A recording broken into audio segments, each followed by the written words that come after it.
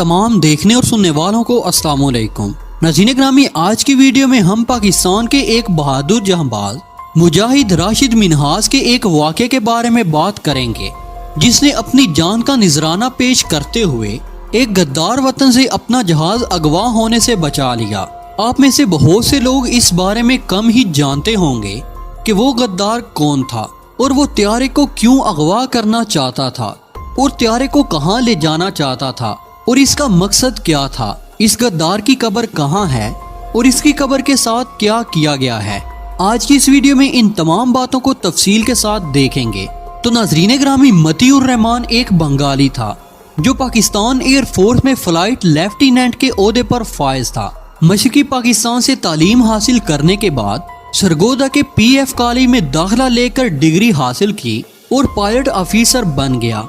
15 अगस्त 1961 में इसने air force join की और 22 जून 1963 में इसने GD कोर्स मुकम्मल कर लिया और मौजूदा मसरूर बेस में पायलट अफसर के तौर पर तैनात हो गया, जो माजी में माड़ी बेस कहलाती थी। इसके बाद इसने हवाबाजी की बाकायदा तरबियत हासिल की और इंस्ट्रक्टर के तौर पर तैनात हो गया, जो हवाबाजी की तरबियत देते हैं और नए पायलट्स को हवाबाजी की तरबियत इनके जिम्मे होती है। तरबीती त्यारों में 2 सीटें होती हैं और इमरजेंसी की सूरत में इन्हें ऑपरेशन के लिए भी इस्तेमाल किया जा सकता है। अमेरिकी साख्त का T-33 त्यारा भी इसी कैटेगरी का त्यारा था। मतीउर रहमान ने इसकी तरबियत ली और एजाजी नंबरों से पास हुए। इसके बाद इसको पिशावर में तैनात कर दिया गया। इसने 1965 की जंग भी लड़ी। बांग्लादेश में लिबरेशन वार के दौरान इसने छुट्टी ले ली और अपने खानदान समेत अपने आबाई वतन ढाका चला गया, लेकिन वो छुट्टियां खत्म होने के बावजूद वापस नहीं आया।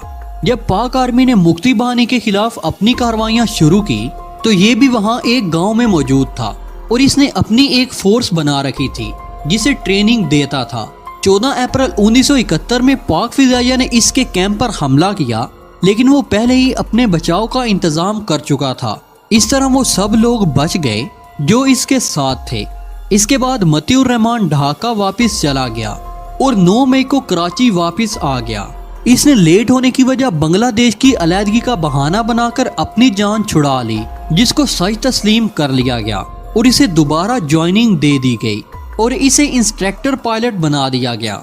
इसकी पॉलिसी ही यही थी कि कोई फाइटर त्यारा अगवा किया जाए और मुक्ति बाहिनी के हवाले किया जाए, लेकिन इसे इंस्ट्रक्टर लगाने की वजह से एक मजबूरी सामने आई कि वो अकेला त्यारे को नहीं उड़ा सकता था, बल्कि इसके साथ दूसरी सीट पर किसी का मौजूद होना जरूरी था। 20 अगस्त 1971 को पायलट अफसर राशिद मिन्हाज की ट्रेनिंग T-33 जेट ट्रेनर्स के साथ शेड्यूल्ड परवाज होनी थी। ये राशिद मिन्हाज की दूसरी ऐसी परवाज थी जो सोलो फ्लाइट कहलाती है, यानी हवा से ज्यादा रफ्तार के साथ त्यारा उड़ाना। मतीउर रहमान ने यह सोचा कि नायक यंग पायलट राशिद मिन्हाज, जिसकी उम्र 20 साल थी, इसको मैं आसानी से काबू कर लूंगा। जब राशिद मिन्हाज अपने त्यारे में रनवे पर मौजूद थे तो इसने त्यारा रुकवाकर इंस्ट्रक्टर की सीट पर जल्दी से सवार हो गया और त्यारे को भारत की तरफ मोड़ने का हुक्म दिया। लेकिन राशिद मिन्हाज ने बहादुरी के साथ एयरपोर्ट इंतजामिया को इतला दे दी कि इसे अगवा किया जा रहा है। इस पर एयर कंट्रोलर ने राशिद मिन्हाज को दोबारा पैगाम भेजने के लिए कहा, जिस पर राशिद मिन्हाज ने दोबारा तस्दीक कर दी कि हकीकत में इसको त्यारे समेत अगवा किया जा रहा है। राशिद मिन्हाज ने मतीउर रहमान से त्यारे का कंट्रोल हासिल करने की भरपूर कोशिश की, लेकिन इसमें कामयाबी न होने की सूरत में राशिद मिन्हाज ने फैसला कर लिया कि मैं मुल्क से गद्दारी नहीं कर सकता।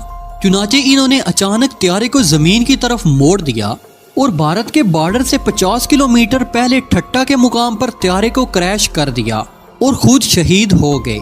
यहाँ तक तो अक्सर लोगों को इल्म है कि राशिद ने कौमो मुल्क के लिए जान का निजराना पेश कर दिया और एक गद्दारे वतन को जहन्नुम का ईंधन बना दिया और खुद सरखरू हो गए।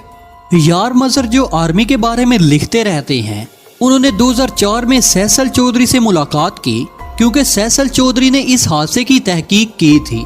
राशिद मिन्हाज के तज़किरे पर उन्होंने कहा कि जब मैंने त्यारे के जाए हादसे का मुआयना किया तो मालूम हुआ कि त्यारा अपनी नोक के बल जमीन से टकराया है, जिसकी वजह से राशिद मिन्हाज शहीद हुए, लेकिन मतीउर रहमान की बॉडी मौजूद नहीं थी اور طیارے کی کنوپی بھی موجود نہیں تھی، لیکن جب سرچ کیا گیا تو کچھ فاصلے پر مطیع الرحمان کی میت بھی مل گئی۔ اس کی ہلاکت کا سبب اس کے جسم کا زمین کے ساتھ دور تک رگڑ کھانا تھا۔ راشد نے کم بلندی پر آ کر طیارے کی کنوپی کھول دی تھی، جس کی وجہ سے مطیع الرحمان طیارے سے باہر جا گرا کیونکہ اس نے سیٹ بیلٹ نہیں لگائی ہوئی تھی۔ راشد منہاس کی کوشش تھی کہ دشمن کو نیچے گرا کر طیارے کو بچایا جائے، لیکن اس وقت طیارہ زمین کے اتنے قریب پہنچ گیا تھا کہ واپس اٹھانا ممکن نہ تھا۔ مطیع الرحمان کا ارادہ صرف یہی نہیں تھا کہ وہ طیارہ ہی اغوا کر رہا تھا، بلکہ اس کا ارادہ تھا کہ پاکستان کے پائلٹ کو بھی اغوا کر لے، اور اگر وہ کامیاب ہو جاتا تو اس میں پاک فوج کی بڑی بدنامی ہوتی۔